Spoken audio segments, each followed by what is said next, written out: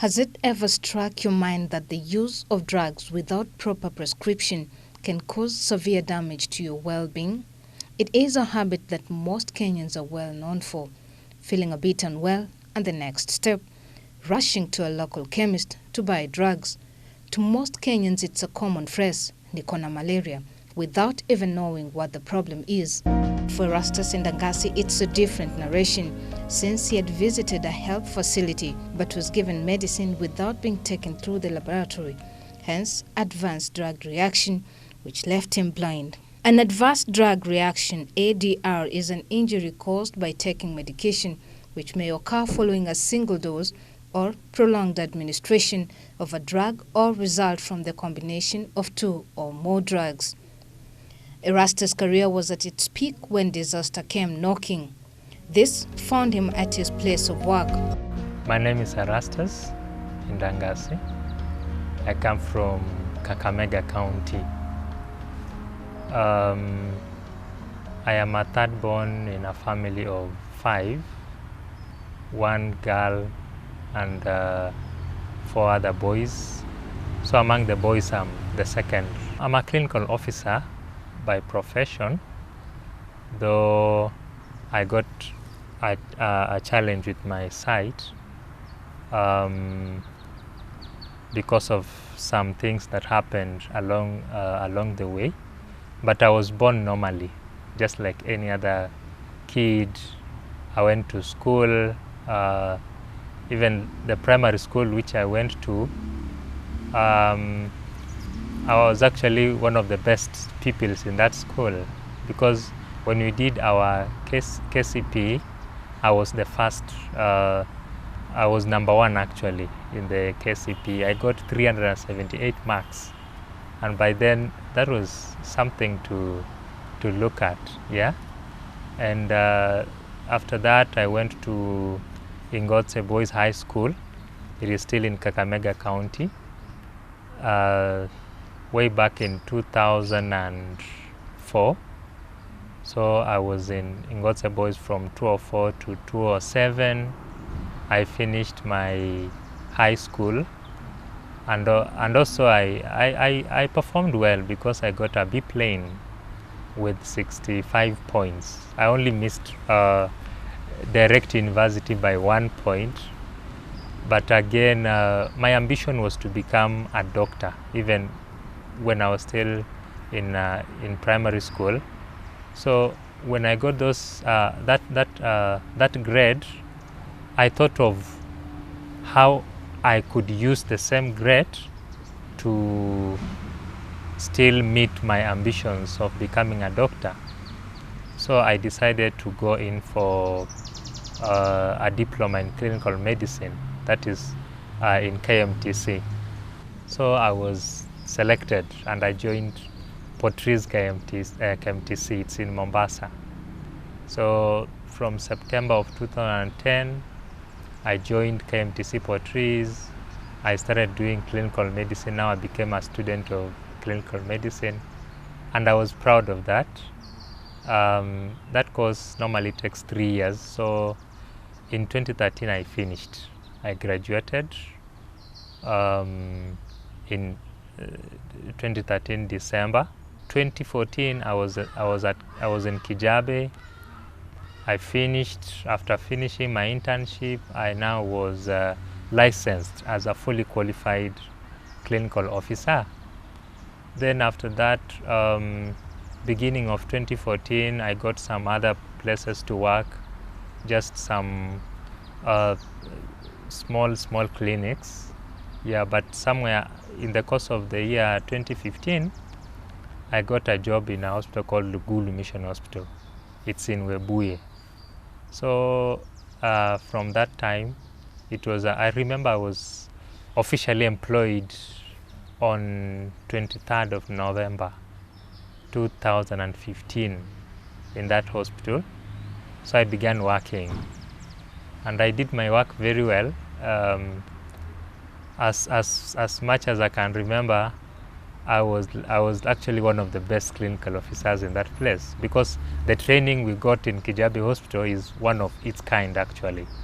Yeah, so I was enjoying my work. I was doing my work very well until 13th of January 2016. That is a day I think I will never forget.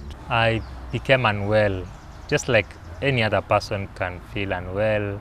Like you feel some weakness in the body, you feel some fever, some cough. And so I was on duty the same day, so I went to work normally as I used to go. So when I was at work, I realized like the body was becoming weaker, so I saw a doctor, an MO who was on duty also. He just looked at me and then he prescribed some oral medications. And I remember it was called Ampiclox and some painkillers. Yeah, so I took them. He gave me a sick off. I went to the house, but then I was staying in the servants' quarters of the same hospital. And the whole of the date 14, I took the drugs, but I didn't see any improvement. Actually, the condition worsened, and I don't know why. I don't know, but it seemed to worsen faster than I expected. And now the following day, I remember it was on 15th, I went back to see the same doctor. I told him that my condition has actually worsened. So at that time now they did some lab tests and then they found out it was malaria. Yeah, I don't know how severe it was, but from the clinical condition, it was severe from the way I was feeling. But from the lab, I couldn't tell the quantity of parasites that they found from the lab. So I can't really tell how severe it was from the lab results. But then the same date on 15th, I was admitted. So that evening, I remember the prescription was quinine and ceftriaxone. So the nurse gave me those drugs. So you see, normally ceftriaxone is just a push in the vein. They push once, then they'll wait until it's time for another dose. Then they will push again in the vein. So that's what they did. And for quinine, it's normally a drip. It's put and it runs over a period of time, for about 4 hours. So it was actually the drip of quinine was set, and it began running, and I was on the bed. So I didn't really, because now what I began feeling was a bit funny. I could feel some pricking sensation, like some itchy sensation, burning sensation all over the body, and it was increasing with intensity with time. Yeah, so the first dose of quinine ended. Now they were to give me the second dose, yeah, which they did. Now when they set up the second dose, yeah, the continuation dose, now the pain worsened, like the burning sensation now became worse, and the pain became too much, and actually I could feel like someone was just on fire, real fire. Being in the medical field, Erastus immediately noticed that something was not okay, according to how the body was reacting while in the ward, hence action. The drug reaction did not stop there, for it slowly covered the whole body, from top to bottom, causing severe damage. When I looked at my hands, just here, when I was on the bed, I realized there were some black spots, very many of them, very black and very many. And then from the way I was feeling, it very quickly clicked into my mind that this is a drug reaction, yeah? So I shouted, actually, I called the nurse. I told him, now this is a drug reaction, we have to stop this drug immediately. Yeah, he opened my shirt at the chest, he looked at my chest, and he actually realized it's actually a drug reaction. And together with him, because I'm also a clinical officer, we actually discontinued the quinine. When morning came, I realized something very funny. Number one, you see, I told you, like, when I looked at my body, I saw black spots. But again, now those spots had spread all over the body. Now the whole skin was black as this trouser. Yeah. And then when it came in the morning, I realized I couldn't see clearly. Like people could come in to see me. I look at people and I couldn't see any. I could just see a figure, but I couldn't tell who was coming. So I realized my eyes also had been affected. And also, so it was very painful, yeah? And it was discharging a lot of watery fluid and pus, and very painful, yeah? And by that morning, I also realized even my mouth was burnt, the whole of it, and even swallowing saliva was hard. So it's like even the burn went into even down the esophagus. You see that? So when the doctor came in, he told me it was called toxic epidermal necrolysis, yeah? In short, it's called TENS. Now, TENS is the most severe form of that drug reaction. From the trunk, it peeled off. Actually, I looked like a typical burns patient, yeah?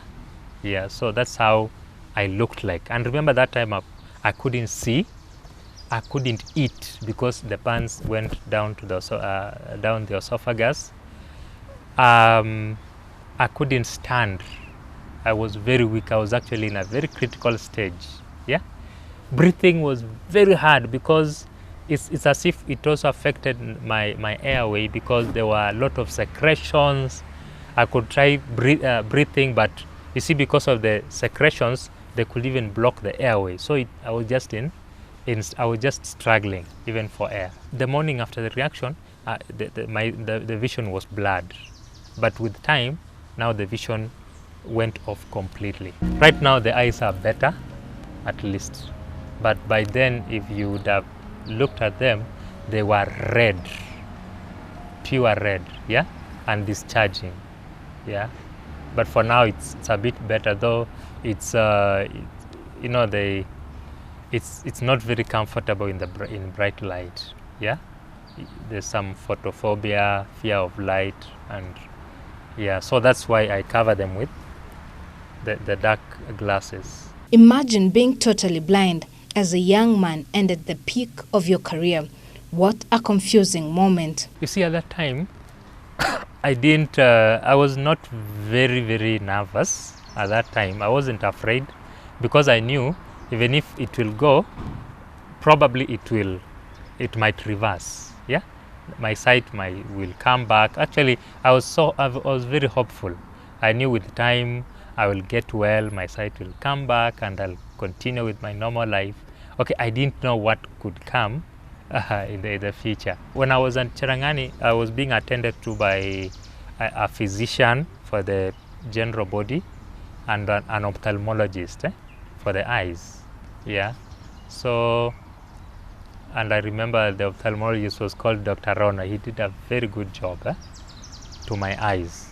They used to do something called glass rodding. They get a thin glass, a glass rod, very thin, and then they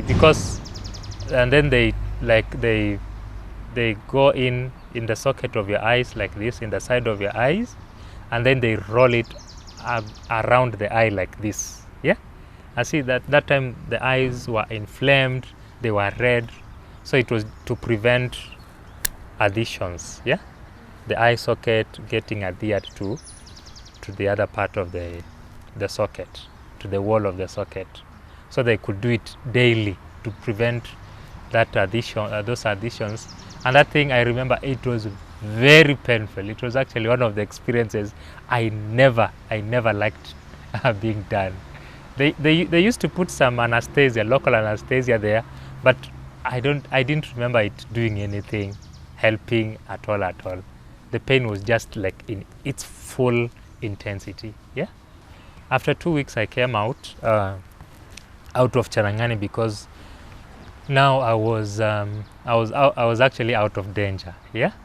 So I was referred back to Lugulu, and I was readmitted in the ward at Lugulu Mission Hospital. And I remember I stayed there for 2 other months, yeah, in the ward.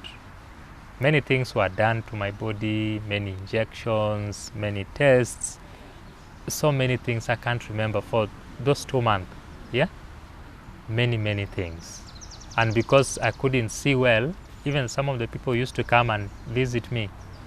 I can't actually remember them clearly because I didn't used to see well. Yeah, and I remember I left hospital on 25th of March. So I went back to my house where I was staying in the servants' quarters. And I remember that time I never used to put on cloth. I just used to wrap a sheet around my body because I could, like most of the body parts, I had wounds like in very many other parts of the body. Yeah. So I just used to wrap a sheet around my body, and I stayed like that for 2 months, in the month of April and May. Yeah. So when it came to towards the end of May, I realized some vision in my left eye. So I became very happy. Yeah. Erastus never gave up on his condition and instead accepted himself the way he was, hence adjustment. So when June came, I put on my clothes. I went to work and I went back to the wards. I was actually seeing patients in the wards. Yeah. I didn't want to care how I was looking like because I was looking bad in my face, red patches all over. My mouth was like reddish and it was not really appealing, but I didn't want to care. What I knew is that I got some little sight and I wanted to go back to work, and that's what I did. Yeah. So from June, July, August, September, October, I was actually working. But when it came towards the end of October, I realized again this little sight which I had in my left eye also had gone down. I couldn't now, this time around I couldn't see completely. So I actually requested for a sick leave, a 3-month sick leave, to go look for treatment for my eyes. Yeah. He tried all he could to balance work and sickness, of which later on the worst happened in regards to his career: termination.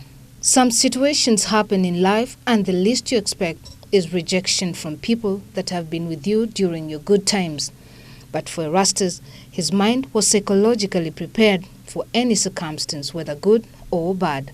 And now my sick leave ended and I had to go back to work. But still I didn't have sight. I didn't have my sight. So there was again that worry of how will I work? I don't have the sight. My sick leave is now over. But okay, I went back to my workplace. I explained my situation to them, and I actually requested for another leave, and they granted me the leave. Yeah.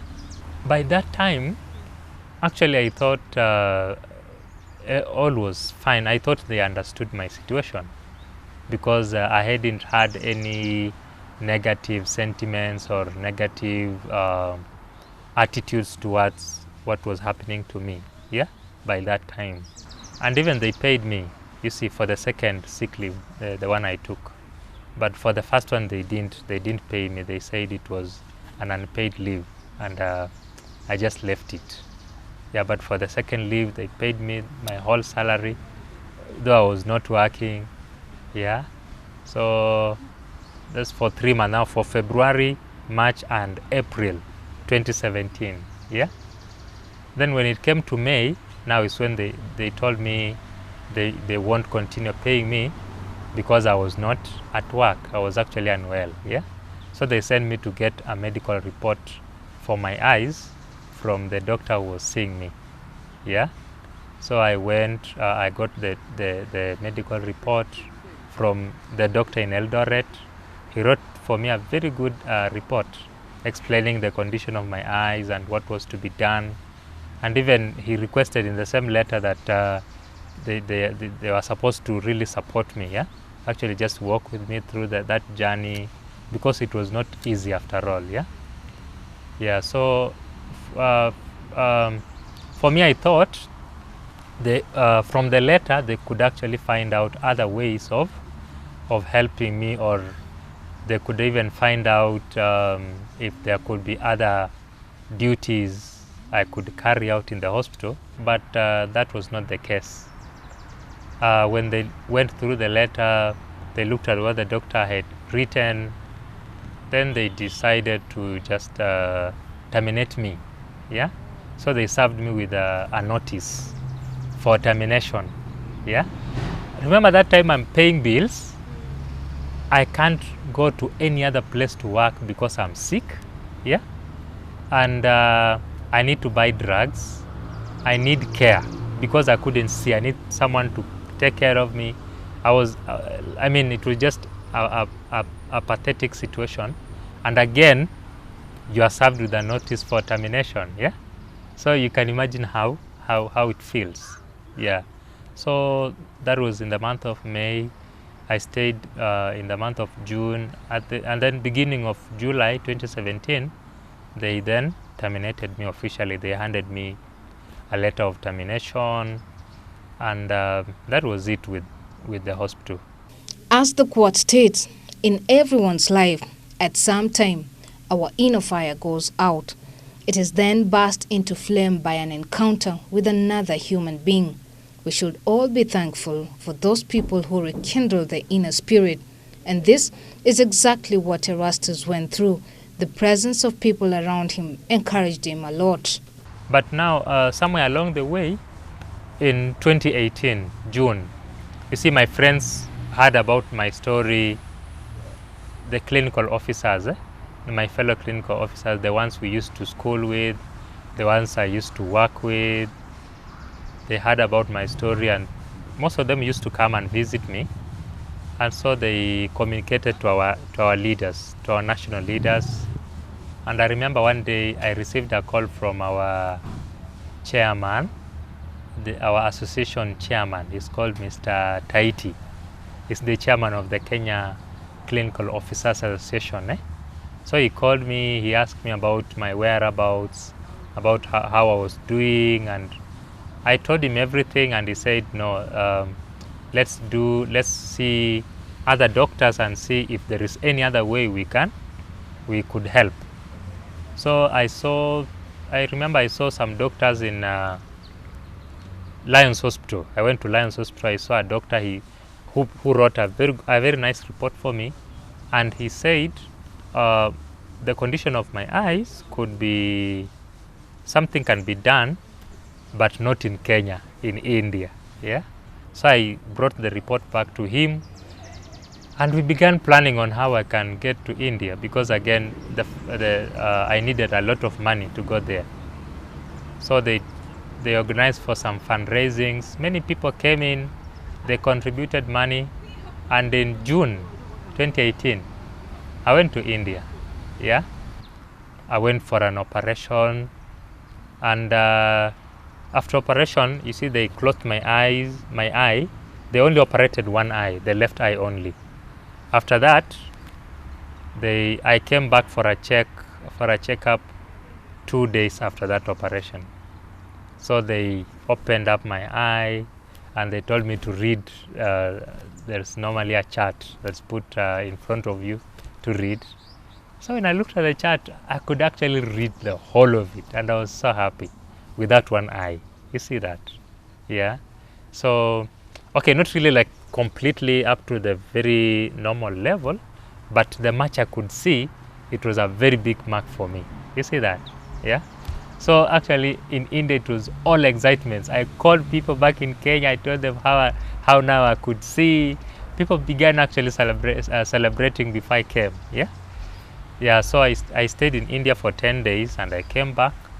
The only problem then was light, because my right eye couldn't actually, like it was, there was a lot of photophobia, fear for the light. Yeah, I couldn't, even up to now, I'm not very comfortable in bright light. I still have a life ahead of me. I didn't tell people I'm only 30 years old. Yeah, so how long am I supposed to live? And if this is my country, this is where I'm supposed to work, to live, to work, to earn a living, to develop myself, and even develop other people. You see that? Let me tell you, one thing you don't know. people who are disabled, those people, they suffer a lot. They suffer the untold suffering you've never known. Myself, when I entered that group, is when I realized how much these people are suffering. Yeah, they are suffering stigma. The society, the general society, can't really accept them. It's very hard for them to accept them. Yeah, I feel like there should be a lot of consideration, even from the government. They should consider such people more, because if they leave them, they actually, like, it's like a sentence for poverty.